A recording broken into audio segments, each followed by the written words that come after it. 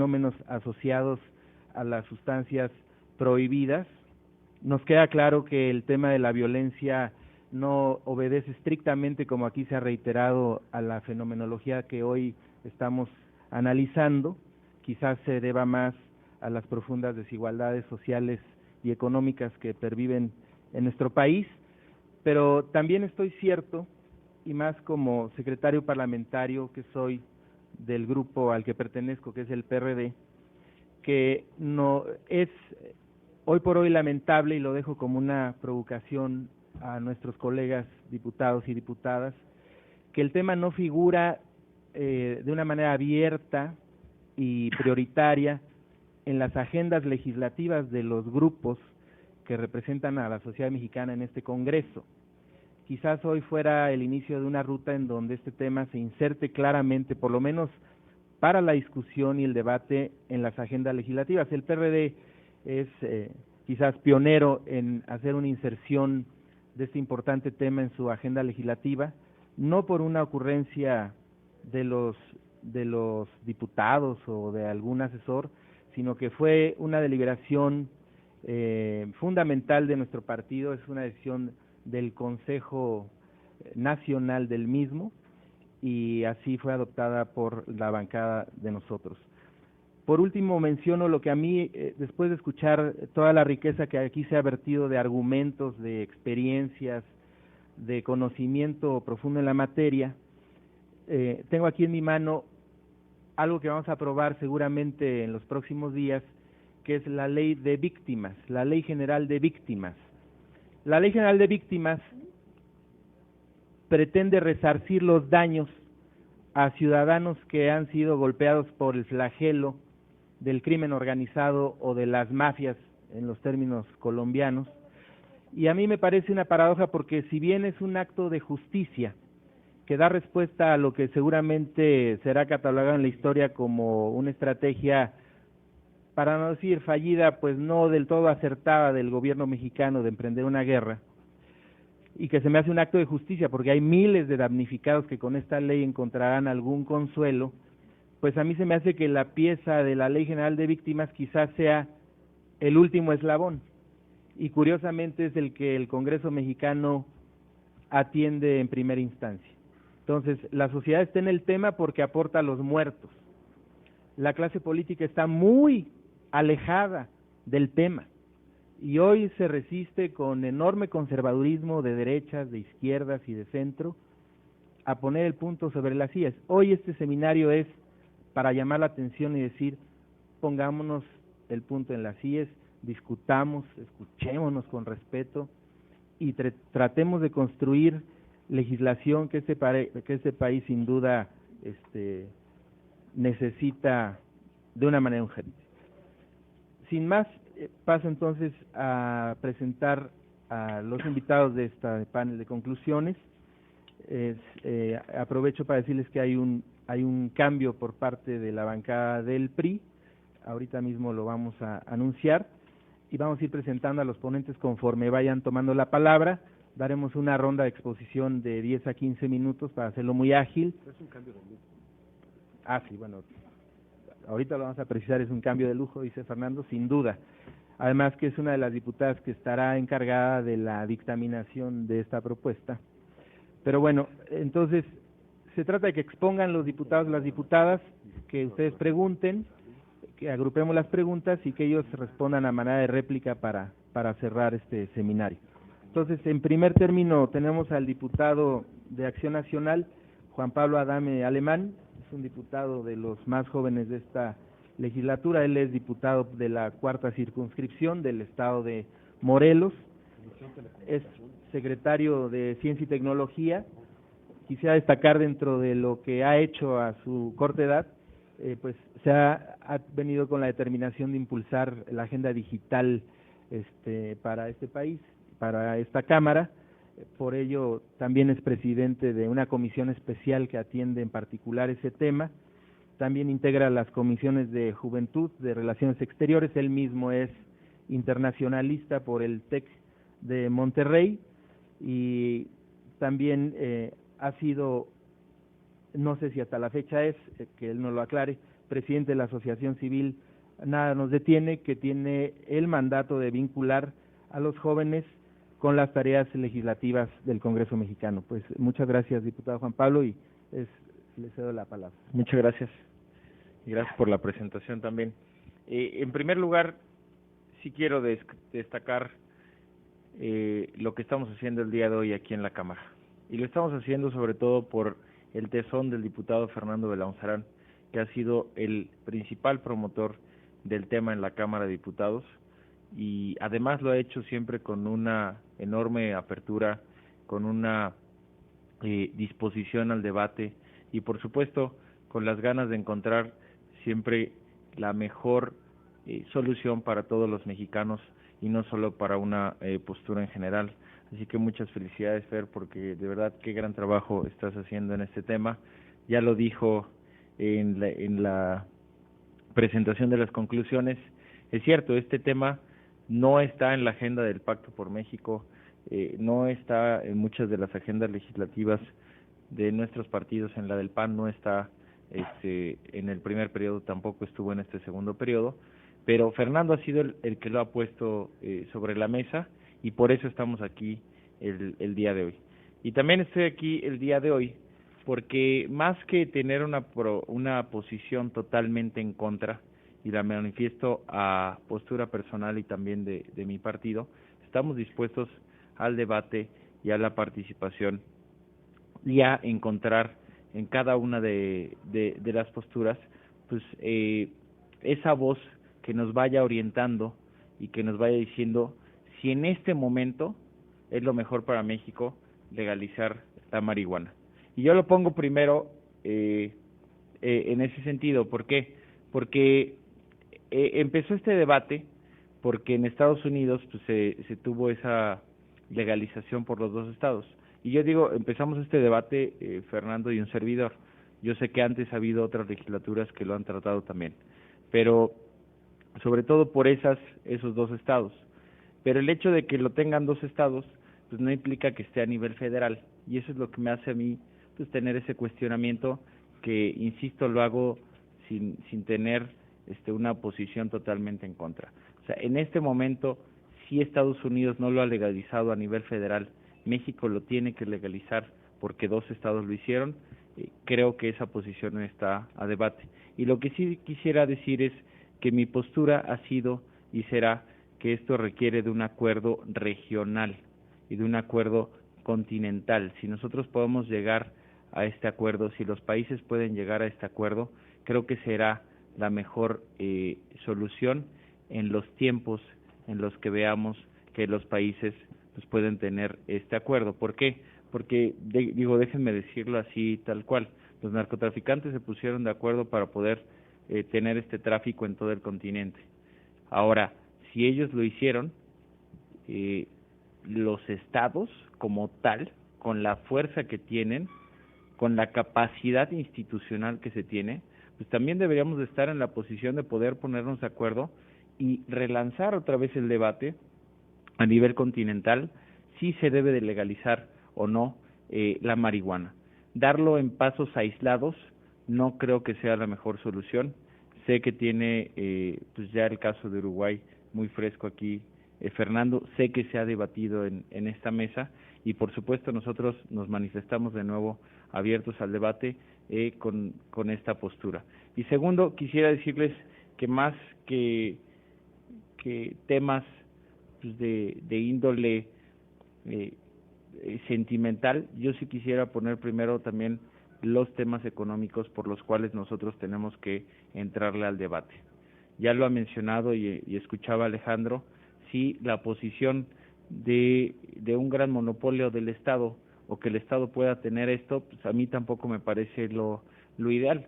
Sin embargo, para como está la situación en nuestro país, para la lucha que estamos dando frente a los monopolios también en nuestro país, tampoco creo que sea lo más conveniente tener un gran monopolio de la cannabis, de la parte comercial, porque creo que pues sería también contradictorio y sería incongruente con la lucha que estamos haciendo en esta legislatura para poder romper los monopolios que hoy tenemos en nuestro país, y nuestra postura no sería crear uno nuevo, para poder dar esta solución.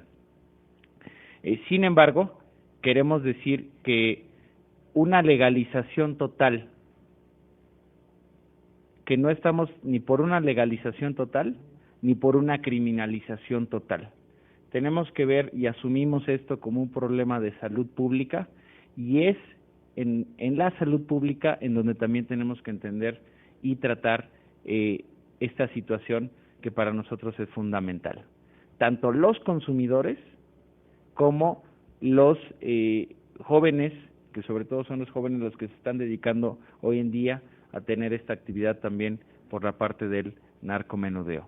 Es así como nosotros queremos poner el marco de nuestras dudas, poner el marco también de nuestras propuestas, de nuestras posturas, pero sobre todo también decirlo que estamos abiertos al debate, a que este debate pueda llevarse a cabo como hoy se está dando en la Cámara de Diputados, pero que también se pueda llevar al Pleno, que podamos tener como este tipo de foros otros invitados que puedan venir a la Cámara, que puedan debatir y que llevemos este tema pues a la más alta prioridad de los grupos parlamentarios para poder tener un debate de altura, para poder enfocarlo en el tiempo de nuestra legislatura y para poder dar una solución totalmente seria a la situación que hoy estamos viviendo en nuestro país y la situación continental que también pues la ponemos sobre la mesa. Muchas gracias. Muchas gracias, diputado. Quisiera en un minuto también reiterar el agradecimiento a nuestro amigo, querido diputado Fernando Belauzarán, quien de manera brillante, decidida y muy seria ha impulsado este debate en esta Cámara.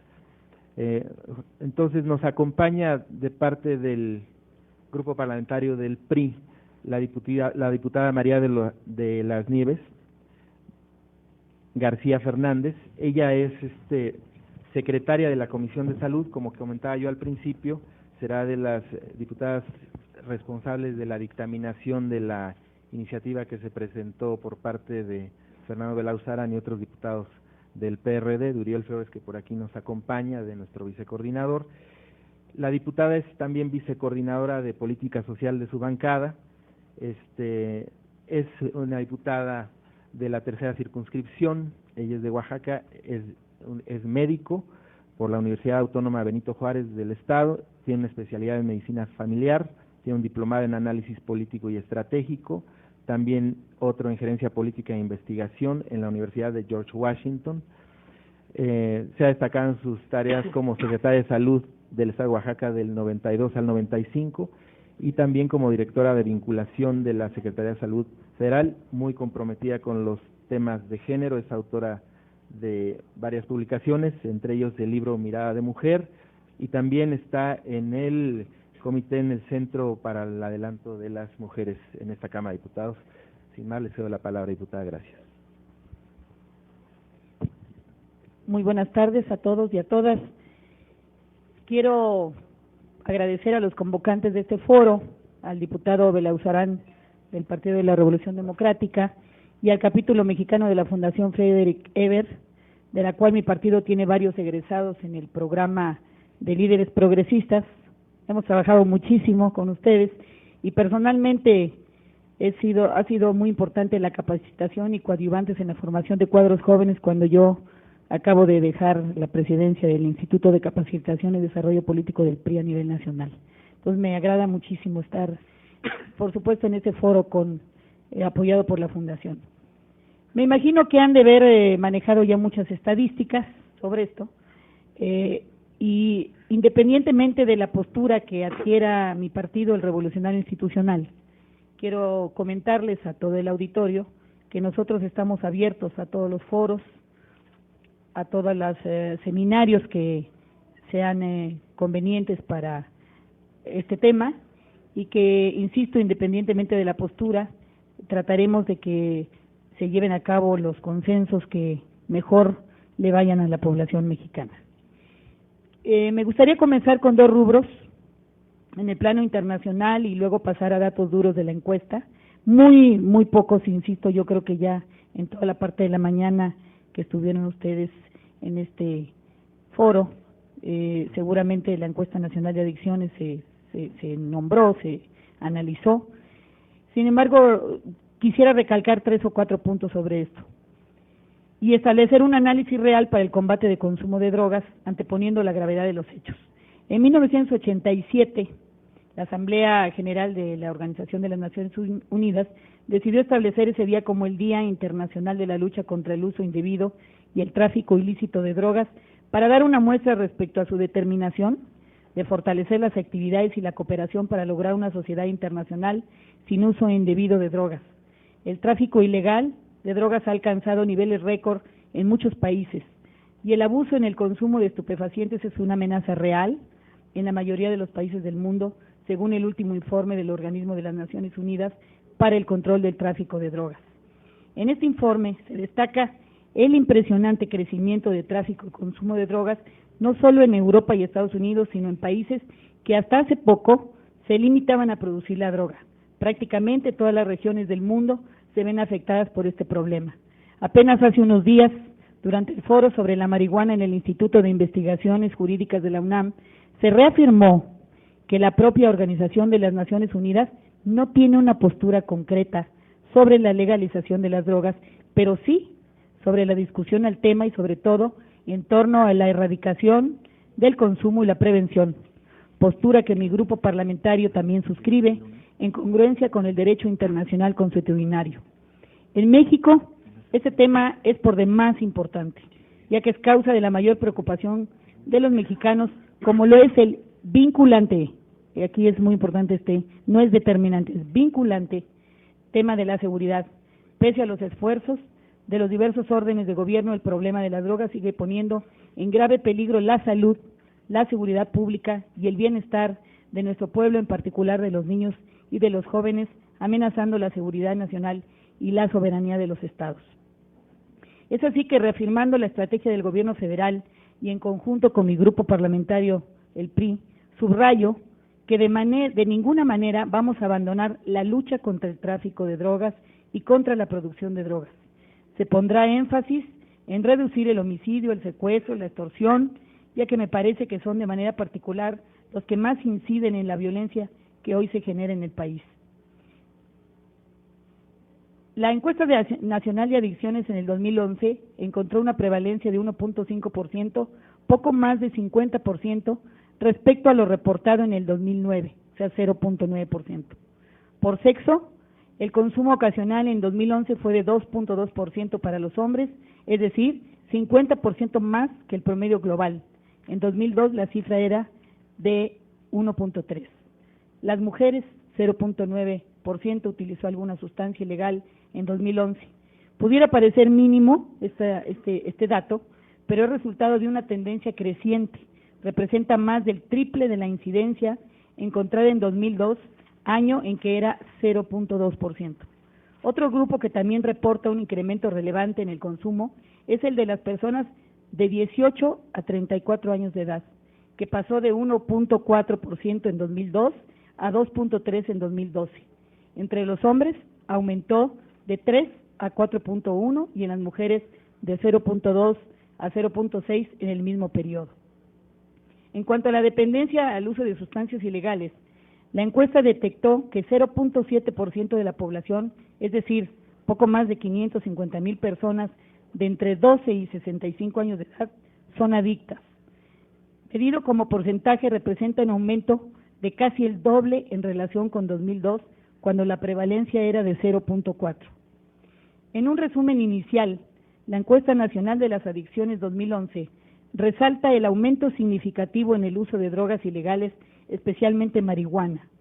Sobre las metanfetaminas, indica que su aparición se documentó por primera vez en la década de los 90 y en su consumo se observan incrementos importantes, sobre todo en el norte de la República, donde pasó de 0.1 en 2002 a 0.4 en 2011.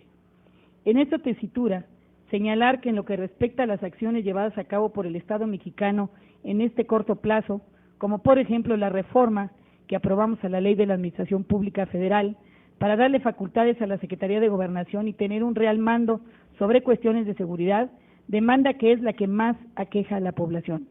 Hago énfasis que todas estas acciones han sido en consenso gracias a la participación activa de las principales fuerzas políticas del Pacto por México.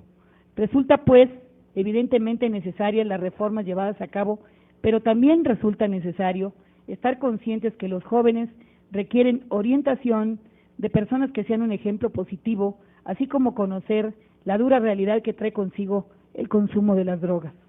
En la actualidad existen campañas y programas tanto nacionales, estatales y municipales que ofrecen a los jóvenes y demás personas instrumentos que les informen de los riesgos que implica tal consumo, los cuales debemos reforzar ampliamente desde los distintos órdenes de gobierno. Y creo que aquí hay un vacío importante o no se ha avanzado en cuanto a una información veraz, en una información abierta, en una información plural. El determinar las prioridades futuras, así como las metas y los objetivos que habrían de fijarse en la lucha contra este problema, es tarea de los distintos órdenes de gobierno. Hoy reafirmamos contundentemente la posición de nuestro partido a que se siga prestando el mayor apoyo financiero, político e institucional a la lucha contra las drogas, a que no se escatimen esfuerzos a manera de proseguir, ampliar y afianzar las acciones que se han venido realizando en relación a este tema que lastima a nuestra sociedad. Las drogas ilícitas siguen planteando un peligro para la salud de la humanidad. Por ello, las drogas están y deben seguir estando controladas. Habida cuenta de ello, otorgamos todo el respaldo político a las acciones, estrategias y esfuerzos realizadas por parte de nuestro presidente Peña Nieto en aras de reconstruir nuestro tejido social, así como de los distintos órdenes de gobierno en la búsqueda de soluciones que nos den armas para poder erradicar este problema. Hoy el Grupo Parlamentario del Partido Revolucionario Institucional reafirma su compromiso para con la ciudadanía.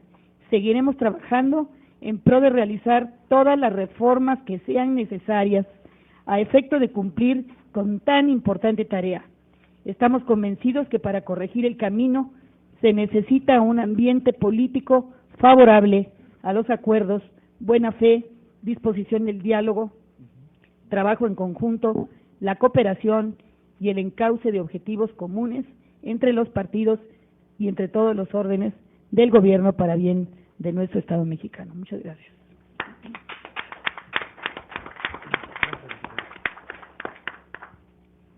Muchas gracias, diputada. Enseguida tendrá el uso de la palabra el diputado Uriel López Aguayo. Él es diputado federal por el Distrito Urbano de Jalapa, capital del estado de Veracruz. Es integrante de las comisiones de Competitividad y Marina y secretario de la Comisión de Desarrollo Social. Es egresado de la Escuela Normal Enrique C. Repsamen, es licenciado en Derecho por la Universidad Veracruzana y diplomado en Derecho Electoral.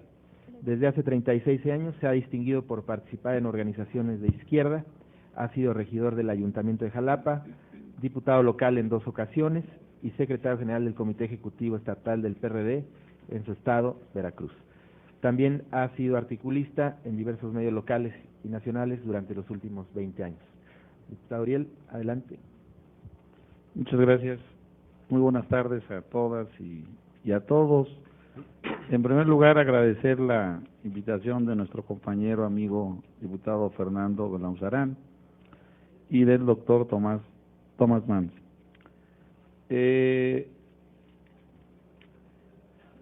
Hasta donde tenemos la información, se han presentado 8 iniciativas en diferentes órganos legislativos, 8 con la que está impulsando o de la que es promotor el diputado Fernando, que es quien toma la estafeta en esta etapa y que nosotros apoyamos, que suscribimos y apoyamos, partiendo de la base de que hay que reactivar el debate, hay que insertarse en el contexto, en el nuevo contexto. No es nada simple lo que ha pasado en el país, en México, en los últimos años. Esta ola de violencia que ha desangrado a México, pues merece una reacción, merece una reflexión, un análisis, una postura, actualizar posturas de los que tenemos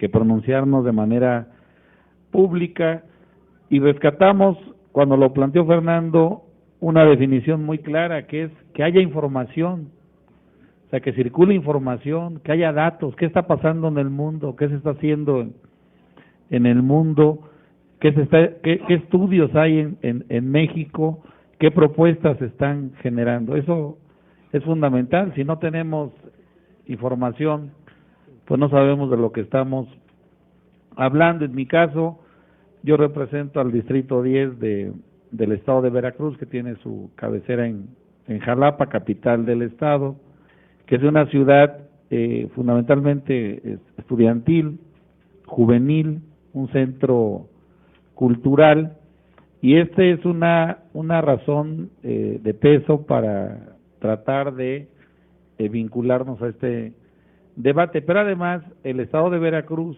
como todo el mundo lo sabe, hasta hace poco era parte también de un escenario de una exacerbada violencia, brutal violencia, ¿no? Hasta la fecha, no tiene policía municipal la zona conurbada de Veracruz. Boca del Río fue la Armada la que se hizo cargo de la seguridad pública, y un estado muy delicado de descomposición, de secuestros, de asesinatos. Esta escena espeluznante de los 35 cuerpos en la zona de Boca del Río, arrojados en la tarde a la luz del día. En fin, todo esto evidentemente que nos lleva a reflexionar. Bueno, ¿qué vamos a hacer ante todo esto? Se requiere creatividad, se requiere imaginación, iniciativas, innovaciones. Y cuando ves que los expresidentes Zedillo, César Gaviria de Colombia, Cardoso de Brasil, empiezan a fijar posturas, empiezan a hacer una serie de planteamientos, sobre todo contra la no criminalización, no tanto alentando la legalización, pero meten tesis y meten un debate del que nosotros nos tenemos que hacer cargo también. Ese es otro punto de referencia. Y también, yo lo comentaba hace un rato en la mesa número 1, que me parece que hay una omisión del Pacto por México. Nosotros encontramos dos menciones en el pacto, pero que se refieren al tejido social o a la protección de los derechos humanos, el compromiso 29 y el compromiso 74. No hay en el pacto una consideración. Me parece que hay omisión, y que en la nueva apertura, porque se está planteando trascender a los partidos signantes originales del pacto, para que entre la sociedad civil, las organizaciones de la sociedad civil, los especialistas en otros temas. Creo que debería de apuntarse hacia allá para que esto se debata, porque el Pacto por México va a condicionar, aunque no lo diga expresamente, va a condicionar la agenda legislativa y va a determinar, va a incidir poderosamente en cualquier transformación legal que se intente en México, por lo menos en este primer tramo del sexenio o de la administración de Peña Nieto, por lo menos en esta legislatura. Ya veremos en la elección intermedia qué pasa, y se puede modificar, pero difícilmente vamos a poder salir de ese marco, difícilmente. O sea, se traduce en números, en números parlamentarios contundentes. Si está el PRI, está el PAN y está el PRD, por lo menos en una porción mayoritaria, en ese pacto, en ese acuerdo, en esa agenda, en esa línea, en esa ruta, pues no hay margen, no hay margen para que se introduzca otra iniciativa, salvo que la sociedad, estas iniciativas pudieran irrumpir y aprovechar la coyuntura en caso de que se dé la apertura de la que se está planteando.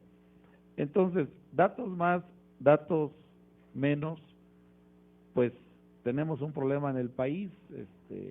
Este eslogan de que la droga no llegue a tus hijos, pues fracasó. La droga sigue llegando, están las encuestas, aquí se han dado muchos datos, cómo se ha duplicado, qué se consume más, qué se consume menos. Tenemos la experiencia de Estados Unidos, que aquí se ha documentado de manera muy precisa, o sea, qué se está haciendo. Entonces, lo que no podemos hacer nosotros en México es cruzarnos de brazos, es aceptar de manera resignada que se siga aplicando la misma estrategia. Evidentemente hay modificaciones, hay ajustes, pero el problema es la temporalidad. O sea, se plantea, hay que reconstruir el tejido social y hay que aplicar entonces política pública, programas, presupuestos, medidas, etcétera. Sí, nada más que no va a ser por decreto, ni se va a reconstruir el tejido social mañana. Si va a ser un proceso, ensayo, error, eficacia, vamos a ver los resultados. Hay que restituir la rectoría del Estado en México. Se habla de educación, se habla de telecomunicaciones, se habla también del combate al narcotráfico. O sea, pues sí, pero ¿cuándo va a ocurrir? En tanto, esta dinámica perniciosa, esta dinámica de degradación de la convivencia social va a continuar. Por eso es que se tendría que enfocar de manera integral y en ese contexto insertar este debate y que se tenga el diagnóstico muy preciso, que se tenga la información muy detallada. Por eso en la mañana yo era de los que cuestionaba, y lo digo de manera muy sincera, el tema de lo prohibido, el tema de la salud, por decir algo. O sea, ¿tenemos o no certezas al respecto? Parece que sí. O sea, aquí también lo escuchábamos, si una taza de café hace más daño que un cigarro o puede hacer, si es que se fuera el caso, más daño que un cigarro de marihuana. Todo esto finalmente nos tiene que llevar a sí, a la reflexión, pero también a las conclusiones.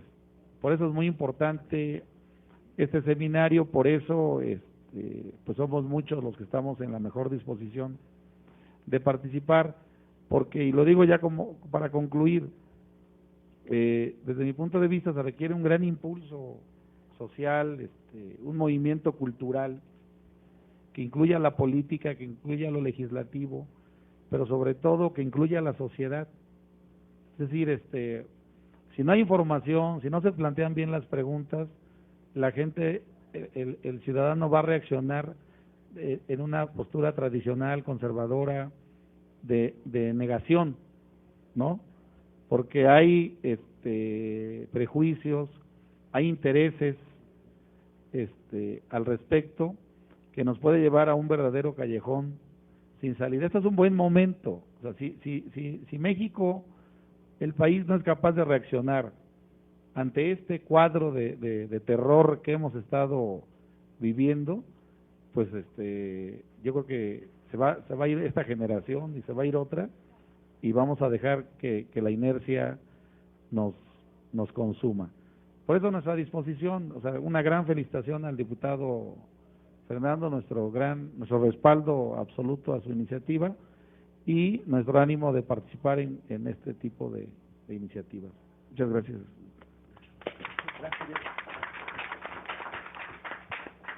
Muchas gracias, diputado. Antes de seguir, quisiera agradecerle de manera muy especial a la diputada María de las Nieves García, que nos hizo favor de acompañar, pero tiene que retirarse a atender otros compromisos.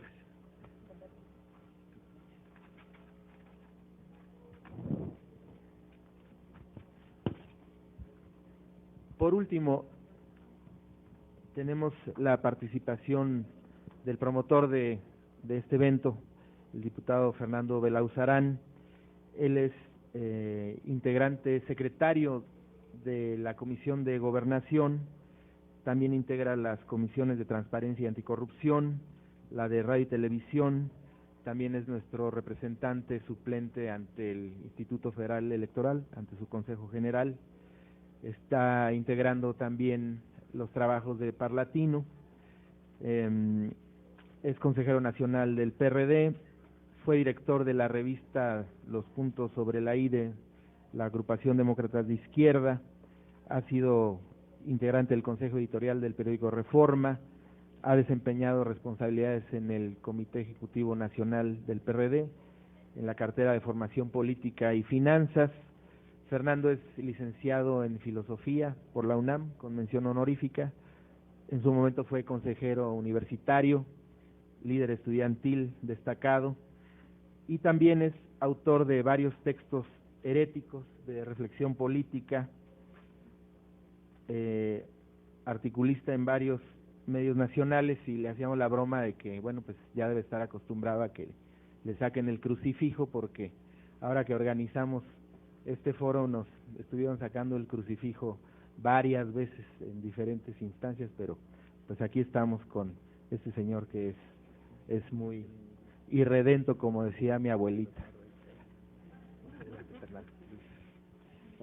Gracias, Ricardo. Agradezco mucho a los diputados que aquí nos han acompañado y han enriquecido el debate, por supuesto a los expositores que han estado muy bien, a los invitados que han usado uso de la palabra. Me parece que el debate ha sido muy rico. Por supuesto, reitero a la Fundación Ebert, a mi equipo de trabajo, que son Aide, Evelyn, Cristina, Humberto, Ricardo, Gabriela, que han hecho un trabajo excelente y que su entusiasmo, dedicación, compromiso ha sido fundamental.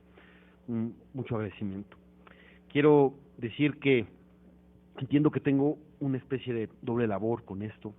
Por un lado, entiendo un compromiso institucional, porque estamos buscando que el Congreso mexicano tome una postura, una decisión, y en ese sentido hay que escuchar todas las voces. Hemos escuchado voces muy importantes aquí, vamos a convocar a más voces y vamos a tener que escuchar otros puntos de vista y entender esto con una gran apertura y un respeto, aquí renunciando a cualquier pretensión de que alguien tenga la verdad absoluta. No, en esto vamos construyendo. Legislar es acordar, acercar puntos de vista, y en ese sentido también tenemos que trabajar para encontrar puntos de acuerdo. Y entonces entiendo perfectamente esa función, tener que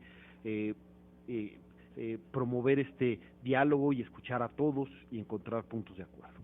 Pero también, como legislador, como persona, una de las cosas es, me parece, asumir posición con claridad, tomar las cosas, hablaba del respeto a las distintas posiciones. Pues una forma de retribuir ese respeto o de dar también ese respeto es la franqueza, decir claramente lo que se piensa, ¿no? Y asumir las consecuencias, sean buenas o malas, las consecuencias de sostener el pensamiento propio. Y eso es lo que voy a hacer un poco sobre este tema. Es claro, yo por supuesto presenté una iniciativa que regula la marihuana, ya pueden ver cuál sería mi posición en este debate, pero hay algunas cosas que vale la pena aclarar. Hay en esto dos valores que se juegan cuando uno habla porque estamos hablando de el Estado. ¿Cuál es la responsabilidad del Estado frente a un problema así?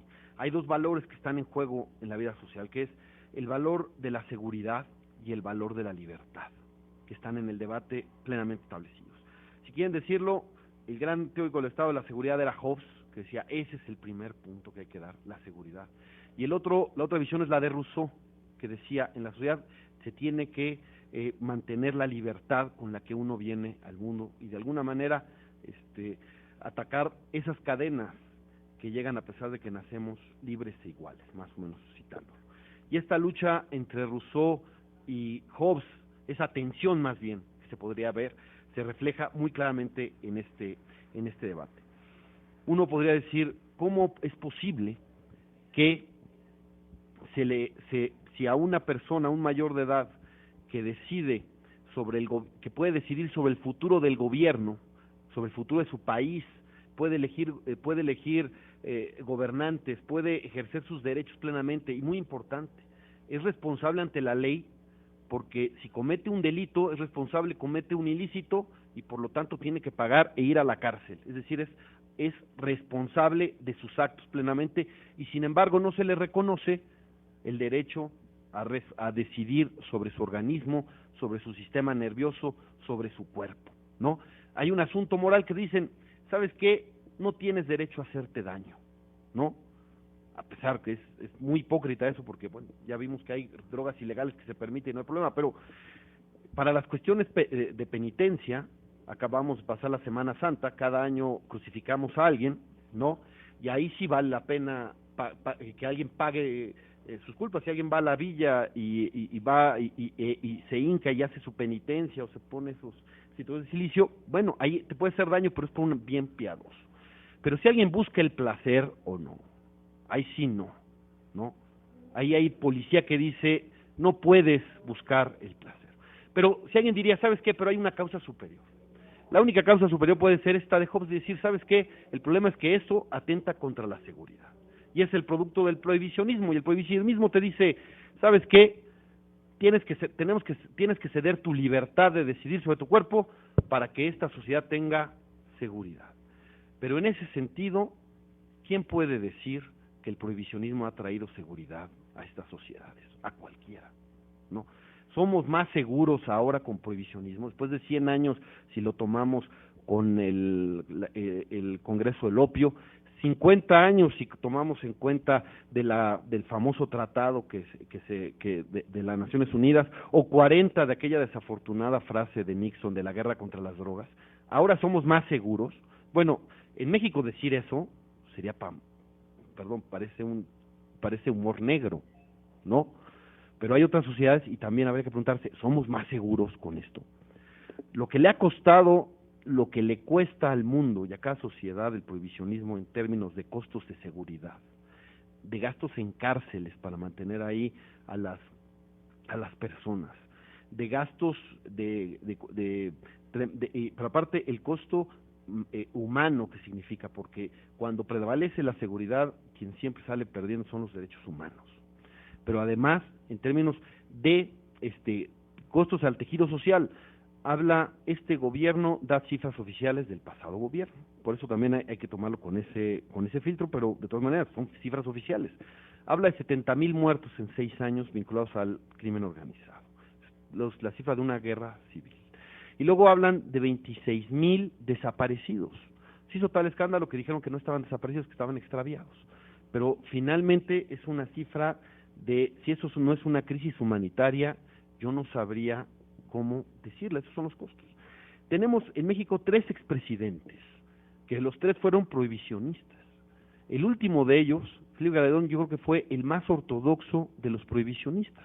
Nadie le puede regatear a Felipe Calderón, no se llama el mérito, pero nadie le puede regatear el hecho de haber llevado hasta sus últimas consecuencias la confrontación militar con toda la fuerza del Estado contra las drogas. Nadie le puede regatear eso, ¿no? Y yo creo que él mismo hizo su propia valoración, porque al final de su gobierno fue a las Naciones Unidas y fue a la Cumbre de las Américas a decir, esto no funciona, y hay que cambiarlo, y hay que discutir cambios de mercado. Es decir, el más ortodoxo acabó diciendo, no es el camino a la prohibición. Y esa autocrítica a mí me parece valiosa. Habrá que ver si, la verdad es que los costos son muy altos, pero hay que reconocer ese cambio de posición. Y yo espero que Enrique Peña Nieto no tenga que esperar a ser expresidente o estar al final de su gobierno para hacerlo, porque además se va a encontrar con cosas que va a tener que lidiar. Una de ellas, lo había dicho, el asunto de que vamos a tener el estado más grande y poderoso de Estados Unidos, que es frontera con México, en 14 o en 16, con marihuana recreativa, ¿no? ¿Y qué caso tiene que sigamos en una lucha con esa intensidad de confrontación, ese belicismo, para tratar de impedir, sin mucho éxito, que pase una sustancia que ya tienen regulada y controlada y permitida, parece, pero los mundos, porque México es un país de paso. Finalmente, si uno le cree y toma en cuenta esa encuesta nacional de adicciones, pensamos que no somos un país realmente consumidor, ¿no? Que nuestro consumo es bajo, aunque ha crecido, en hombres y mujeres ha crecido, otro fracaso del prohibicionismo, pero a pesar de eso, ¿no? Están pasando en Estados Unidos, y si ahí lo están regulando, ¿qué caso tiene esta, entre comillas, guerra contra las drogas? Es el sentido común contra el prejuicio, eso es lo que estamos. Nada más que el prejuicio, no lo digo peyorativamente, el prejuicio es muy importante para los políticos, porque el prejuicio genera votos, significa votos, ¿no? Nada más cómodo para un político que enrollarse en la bandera de los prejuicios y decir yo defiendo a las buenas conciencias, a pesar de los problemas, pero el problema es muy grande. México tenía, y este es un dato fundamental, México ha tenido ancestralmente el problema de la migración a Estados Unidos por cuestiones de pobreza. La gente, es una migración de desposeídos en busca de un futuro mejor. En el norte del país se ha dado un fenómeno de migración de despavoridos. Masivamente se han ido mexicanos pudientes de la frontera norte a establecer colonias en Texas, en California, en Arizona, en otros lados, de mexicanos pudientes que estaban acá. Ese es un fenómeno que también lo tenemos que ver. Insisto, en 2008 se iba a acabar, decía la ONU, con los plantíos ilegales. 2008, veamos los resultados, ¿no? Afganistán es el país que más exporta drogas ilegales en el mundo, y es un país ocupado por la principal potencia mundial, armada mundial. Está ocupado, aparte es el campeón del prohibicionismo, y no pueden impedir que ese país que tienen ocupado sea el principal exportador de drogas. En las cárceles, ningún país ha impedido que estén las drogas en las cárceles, ¿no? Entonces la prohibición no funciona ni ahí donde el Estado tiene que tener el mayor control de esta, ¿no? Pero además hay una tremenda hipocresía en todo esto, ¿no? ¿Por qué? Entre otras cosas, porque los tres negocios ilegales más rentables están vinculados. Está el de las drogas, que es el más rentable, el de las armas y el de la trata de personas. Se hablaba el de la trata, decían los que asesinaron en San Fernando eran de trata de personas, eran migrantes, es cierto, pero lo hicieron los Zetas, que también se dedican al narcotráfico. Está vinculado, pero además, ¿de dónde sacan sus armas? Las sacan de Estados Unidos, país al que tenemos que evitar que lleguen ahí las drogas, porque somos, insisto, de tránsito, ¿no? Y ahí sí hay libertad, porque un joven puede comprar un arma en un supermercado en Texas, pero si tiene un churro de marihuana, lo meten al bote y le hacen pesado, pero puede tener esto. Si Obama está planteando revisar lo de las armas, está planteando, porque el lobby ahí es fuertísimo, todavía no lo ha conseguido, pero está planteando, no es por nuestros muertos, no es por los 70,000 muertos que tenemos aquí con sus armas, es porque tienen psicópatas en Estados Unidos que han tenido y han hecho esos escándalos, son por sus psicópatas que están ahí y no por los nuestros. Ojalá hubiera habido esa conciencia por este asunto, pero además, ¿qué va a hacer México? Y eso es muy importante para el Congreso mexicano. ¿Qué va a hacer México en los debates que vienen? En el debate de la OEA, ya se decía aquí en junio de este año, y en el debate de las Naciones Unidas en 2016, ¿cuál va a ser su posición? Vamos a tomar la posición de que se está abriendo paso en algunos países de América Latina, porque es el presidente de Guatemala que ha puesto el tema también sobre la mesa. El otro gran, antes que México, incluso antes de que Calderón fuera el más ortodoxo en la lucha contra las drogas, lo era Colombia, ¿no? Colombia era el más ortodoxo, hasta tenía bases de marines en su territorio, no sé si todavía las tenga, pero ahí estaban sus bases militares de marines, tan ortodoxo era que hasta pusieron ahí ese asunto, y ahora el presidente Santos está planteando una regulación de drogas ilegales, ahí, que era el otro. ¿Y qué va a hacer México? Va a tomar partido por claro, Uruguay, el caso de Uruguay, que algo va a resolver en este primer semestre del año. ¿Qué va a hacer México? Va a tomar partido o va a buscar un acuerdo con América Latina, que está planteando esto no está funcionando aquí, o va a tomar partido por la posición prohibicionista tradicional del gobierno de los Estados Unidos, a pesar de que en su territorio ya hay estados donde viven más de 100 millones de personas en donde drogas ilegales están reguladas, ¿no? Me parece que esa posición sería absurda, sería en contra de la tradición de México en política exterior y además sería en contra de sus intereses, porque si somos el último, perdón, que habla, el último de los mohicanos, el último de los países que quiera aferrarse al prohibicionismo, después de los costos, me parece que eso es masoquismo puro, para decirlo con claridad, sería masoquismo. ¿Por qué no mejor empezamos a discutir y antes de que el destino nos alcance y que California tenga la marihuana recreativa en nuestra frontera, ¿por qué no nosotros no mejor nos preparamos para ese escenario y buscamos un nuevo mecanismo de regulación de sustancias ilegales a nivel internacional, un nuevo convenio con otra visión, no represiva, no militar, sino apostando a algo claro, que sería el ejercicio responsable de la libertad, porque finalmente quien quiere consumir drogas ilegales lo hace, ¿no? Entonces hagamos varias cosas. Uno, busquemos la persuasión con información, con educación, con convencimiento, con persuasión. Y si a pesar de todo eso hay alguien que quiere consumir, que lo haga de dos maneras: responsablemente, porque ya vimos que hay consumo responsable, que no todo consumo de drogas ilegales es más, que la mayoría del consumo de drogas ilegales, por lo menos de las drogas blandas, no es problemático, y algunas de las no tan blancas tampoco es necesariamente problemático, que es un núcleo que sí tenemos que atender, y que tenemos que atender muy bien el asunto de la prevención, del tratamiento y de la rehabilitación, y para eso mejor de utilizar todos esos recursos bestiales en seguridad y en persecución y en mantener nuestras cárceles de gente que llega sin ser delincuente, pero si sale de las cárceles ya seguramente es un delincuente profesional, porque para eso sí sirven nuestras cárceles, para ser criminales profesionales. Muchos que no lo eran, que llegaban así, ¿no? Llegan acá, en lugar de eso, usarlo para la prevención, para la atención, entendiendo este uso responsable. Y muy importante, además de que lo hagan responsablemente, que no le den el dinero al crimen.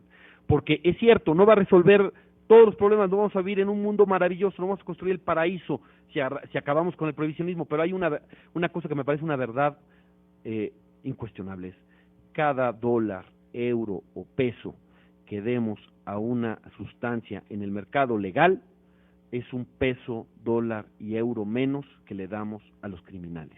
Y ellos son tan fuertes como sus recursos, ¿no? Decían, si les quitas el mercado de las drogas, entonces se van a dedicar al secuestro, la extorsión, al derecho de piso. Ya lo hacen. ¿Y por qué lo hacen? Porque pueden. ¿Y por qué pueden? Porque tienen un inmenso poder económico para poder retar al Estado fuego contra fuego, ¿no? Y además corromperlo, infiltrarlo, etcétera. Por eso lo hacen, porque pueden. Entonces, todo lo que sea para quitarles recursos ayudaría, y eso ayuda. Ahora, no es todo, porque queremos combatir al crimen organizado, por supuesto, y al narcotráfico, por supuesto, nada más que regulando es mucho mejor y una manera mucho más efectiva de hacerlo. Y además, en lugar de apostar a la confrontación en los países, en la confrontación militar en los países productores y distribuidores, esa calle con calle, ¿no? ¿Por qué no usamos mejor la labor de inteligencia? Y y centramos el punto en el dinero. Vamos por el dinero de las organizaciones criminales, ¿no? Porque la gran cantidad de los recursos que se obtienen por el negocio ilegal, ilícito, finalmente llegan al sistema financiero internacional y llegan a que alguna persona lo saque con una tarjeta de un cajero o caiga en un paraíso fiscal acá, y el golpe está consumado. La gran mayoría acá es golpe consumado. El crimen se sale con la suya, los malos ganan. Esa es nuestra realidad hoy. Entonces, ¿por qué no digamos eso y vamos por el dinero? Claro, si vamos por el dinero es ir a donde están otros intereses, porque aquí se queda la mayoría de los daños y allá, en otro lado, se quedan la mayoría de los beneficios, ¿no? Y muy importante, desestigmatizar el problema. No hay nadie en este mundo que haya vivido, viva o vaya a vivir sin drogas. No se puede, ¿no?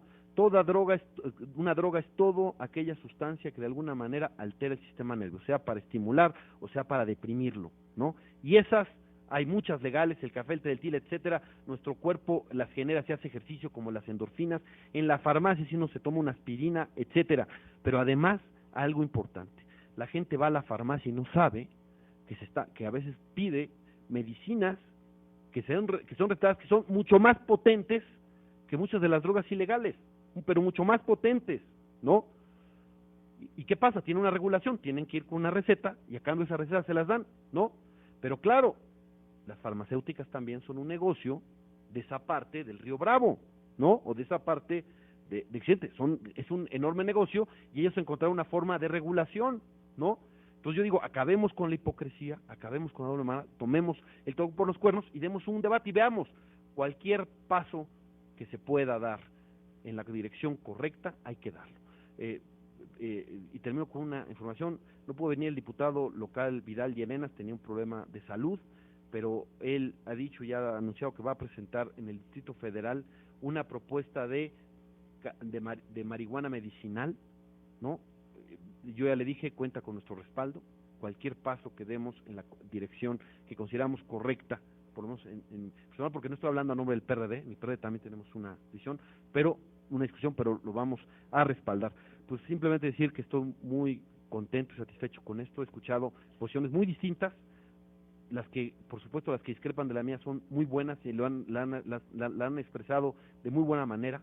Vamos a seguir discutiendo y ojalá podamos llegar a puntos de acuerdo en el entendido de lo que está pasando en México, con una visión de lo que está pasando en el mundo. Les agradezco, creo que ha sido una experiencia muy provechosa. Gracias.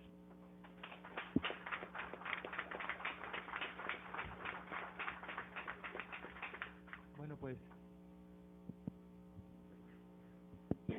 es obvio que en términos de la organización alemana nos ultra pasamos ya del tiempo programado. Creo que las ideas vertidas son muy ricas. Quizás pudiéramos tomar alguna pregunta de alguien que estuviera así con un deseo infinito de preguntar algo y dar una réplica a alguno de los diputados de 1 minuto, así medido con mucho rigor y sin ninguna consideración al fuero. Entonces, adelante ella, por favor. Sin piedad, por favor. Ok, va a ser rapidísimo. Bueno, muchas gracias a todos y todas por sus intervenciones. Suponiendo que en los próximos tiempos no se logre un acuerdo para regular las drogas y que entonces México decida mantenerse apegado al marco de las convenciones internacionales, quisiera conocer su opinión sobre si estarían de acuerdo o no con las siguientes medidas que se encontrarían entre la situación actual y una posible regulación. La primera, mejorar, enriquecer la reforma de 2009, firmada por el presidente Calderón, es decir, pasar de una mala descriminalización, que es lo que se hizo con Calderón, a una buena descriminalización, aumentando los umbrales de dosis permitidas para consumo personal, ampliando los criterios para diferenciar entre consumidor y narcomenudista, acercándonos sin por eso tomarlo por completo, porque algunos partidos se oponen a un sistema tipo Portugal. Segunda reforma, quitar el arraigo de la Constitución. Tercera reforma, reducción de sentencias, siguiendo un poco el estilo de Inglaterra y España, es decir, no que una mula del narcotráfico se quede en la cárcel por 10 años, sino con una sentencia máxima de 6 años. España, o mucho menor, el caso de Inglaterra, o pensar en cortes de drogas. Y ampliar las medidas alternativas a la prisión, sobre todo en la fase del proceso, pero también al momento de aplicar una sentencia. Luego, otra reforma, invertir la política penitenciaria de Felipe Calderón, es decir, ya no mandar a mulas del narcotráfico o pequeños viles a las Islas Marías, definido como campo de concentración por quienes ahí habitan. Tener una política penitenciaria de acuerdo a los estándares internacionales, respetuosa de derechos humanos y asumir las reglas de Bangkok para la implementación de sistemas de reclusión para mujeres. Siguiente reforma, suspender revisiones agresivas a las visitas, es decir, una mujer que va a ver a su esposo a la prisión, que ya los custodios no tengan derecho de pedirle que se cambie la toalla sanitaria en el cubículo, o no pedirle o que no le puedan pedir que se baje los pantalones y haga sentadillas enfrente de un espejo. ¿Le parece que eso se podría? Luego, pensar en implementar espacios piloto de consumo controlado para consumidores problemáticos de crack en zonas marginadas y cárceles. No perseguir a los campesinos, que es lo que propuso Otto Pérez Molina. No podemos legalizar amapola de hoy para mañana, pero sí ya no los vamos a detener. Y última, pensando también en el reporte de la Fundación, efectivamente pensar en un proyecto piloto de legalización de cultivos de amapola para la producción de medicamentos. Es decir, de donde estamos a la regulación, ¿algunas de estas les parece factible? Gracias. Muchas gracias. Tomamos la... La última, legalizar cultivos de amapola, proyecto piloto para producción de medicamentos. Quiero referirme a una palabra de la señora diputada del PRI que mencionó las responsabilidades de los diferentes niveles de la federación, de los órdenes de la federación. Su partido, el PAD, tiene responsabilidad de gobierno en varios estados. Por ejemplo, en el DF, el PAD mantiene el gobernador desde 15 años y hoy por la mañana el señor Jorge Hernández Tinajero nos informó que en el DF que 2 de cada 3 consumidores de marihuana han sido detenidos y extorsionados por policías o otras autoridades. Al mismo tiempo, desde 2009 existe esta ley de narcomenudeo que despenaliza los consumidores y sin embargo hay esta práctica en un gobierno para que usted tiene responsabilidad. Yo quiero mencionar este ejemplo solamente para decirles gobiernos como el gobierno de Alemania o de Europa estamos muy listos de intercambiar entre posiciones sobre el enfoque prohibicionista del pasado, pero nosotros vamos a preguntar a ustedes también qué hicieron ustedes para realmente implementar sus propias leyes en un ámbito en que ustedes tienen responsabilidad. Entonces, como ustedes dijeron, nosotros también somos listos para este diálogo y también otras regiones del mundo, Europa, Asia, África, y somos muy entusiasmados que ustedes también están listos para eso. En cuanto a el poder financiero del crimen, nosotros no somos tantos convencidos que cada $1 más para drogas legales es $1 menos para los carteles. Hay caminos que ya existen y que son consenso mundial para hacer que los carteles tienen menos dólares y siempre es tomar nacionalizar estas propiedades y como por ejemplo en Italia todavía estas medidas no son utilizadas aquí en México. No hay noticias, no hay informes sobre estos, informes públicos, cuánto dinero se toma de los carteles y eso sería muy interesante si el Parlamento pregunta esto del gobierno, ¿no? ¿Cuánto dinero se toma? Es un camino mucho más fácil y es un consenso sobre esto en el mundo. No necesitan nuevos consensos sobre esto. Gracias. Muchas gracias. ¿Alguien más tiene alguna pregunta? Muy bien. Bueno, pues damos paso a la réplica de los diputados para contestar. De manera muy breve, sé que ya llevan muchas horas por aquí. Lo que yo sí creo es que se necesitan menos presos por consumo y eso lo pongo y lo digo muy claro. Y con esto resumo porque para mí, teniendo esa posición, yo creo que nos tendríamos que enfocar sobre todo en la prevención, que sé que ya también se platicó aquí, para que por medio de la prevención pues podamos evitar toda esta serie de cosas o de cuestionamientos que estamos viendo el día de hoy. Muchas gracias.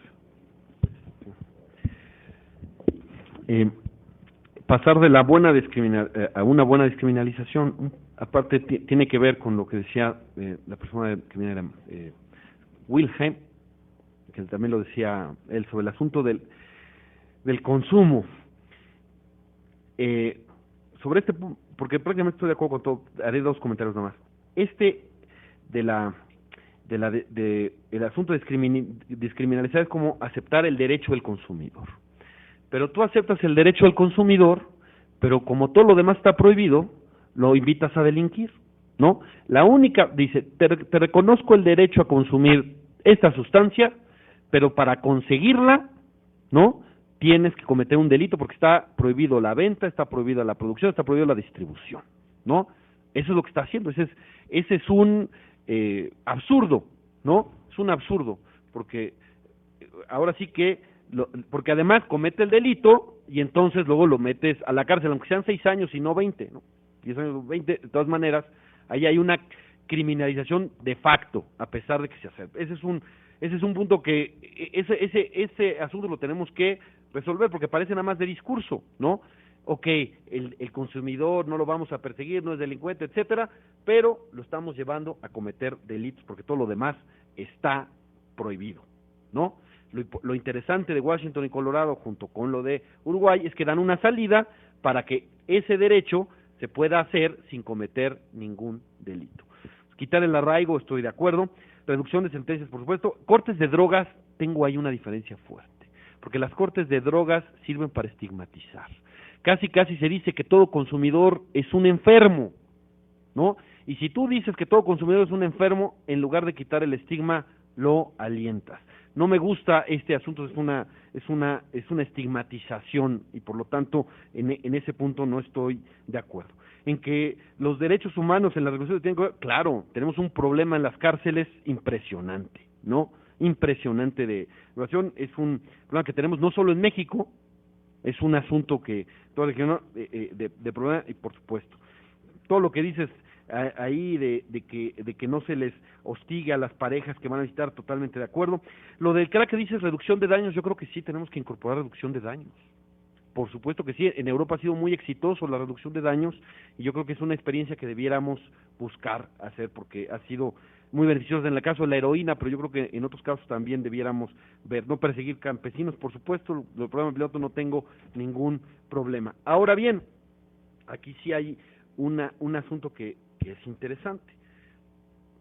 Me dicen que vamos a tener que responder por lo que hicimos o no hicimos de acuerdo a estas leyes. Yo digo, vamos a responder todos, incluyendo en Europa, porque Europa es el segundo mercado de drogas ilegales, y hay carteles europeos que están haciendo millonarios, ¿no? Y no pasa nada, ¿no? Quizás ahí no tengan el problema de violencia, pero hay una tolerancia de facto al crimen, ¿no? Casi yo entiendo que hay una especie de valores entendidos. Tú no te metes con el Estado, no generas violencia, y haz tu negocio, y nosotros, ¿no? O de veras es la peor policía del mundo, pero no creo que en Europa tengan la peor policía del mundo, ¿no? Por supuesto que, ¿saben? Es más, hay hasta cinismo en unas cosas, porque Holanda tomó una decisión valiente con el asunto de los coffee shops, da una salida a la venta, ¿no? Pero está a la puerta de atrás famosa, ¿no? En donde para trabajar esos coffee shops tienen que comprar cannabis en el mercado ilegal, ¿no? Y ¿a poco el Estado holandés no podría saber quién les vende marihuana? Claro que pudiera hacerlo, simplemente no le interesa, ¿no? Y ¿a poco la policía alemana o la policía francesa no podrían realmente hacer redadas y meterse donde está? Porque insisto, es un negocio impresionante. Después de Estados Unidos es Europa, pero prefiere no hacerlo, prefiere no escalar la violencia. Yo ahí veo una doble moral, veo una hipocresía tremenda. ¿Por qué no mejor dejamos la doble moral y entendemos esto? Y es más, ¿no? Y es más, hasta puede ser hasta una oportunidad, ¿no? A lo mejor a Grecia y a Chipre se les puede ayudar más si hay un impuesto para la marihuana y otras drogas, ¿no? Y en lugar de gastar en esto, se busca tener recursos, y a lo mejor esos recursos ayudan para arreglarles algunos problemas económicos que también tienen, en lugar de vivir en esta doble moral, hipocresía, porque además, si queremos llegar al fondo de quiénes son los que se benefician, estos grandes cárteles que se benefician y que hacen negocio en Europa, como en Estados Unidos, como en todo el mundo, pues habría que meternos con el sacrosanto derecho bancario, ¿no? Y ahí hay más problemas, porque ya cuando llegan al bolsillo, business are business, ¿no? Durísimo con los productores y con la distribución, pero ya que llegan al bolsillo, ¿no? Ahí nadie supo nada, todos nos beneficiamos, no hay problema. Eso también existe y qué bueno que podamos tener esos puntos y que será seguramente parte de la discusión en las Naciones Unidas y vamos a alentarle y daremos un buen debate al respecto. Gracias. Muchísimas gracias a todos. Bueno, pues muchísimas gracias a todos por su paciencia, asistencia e interés. Muchas gracias.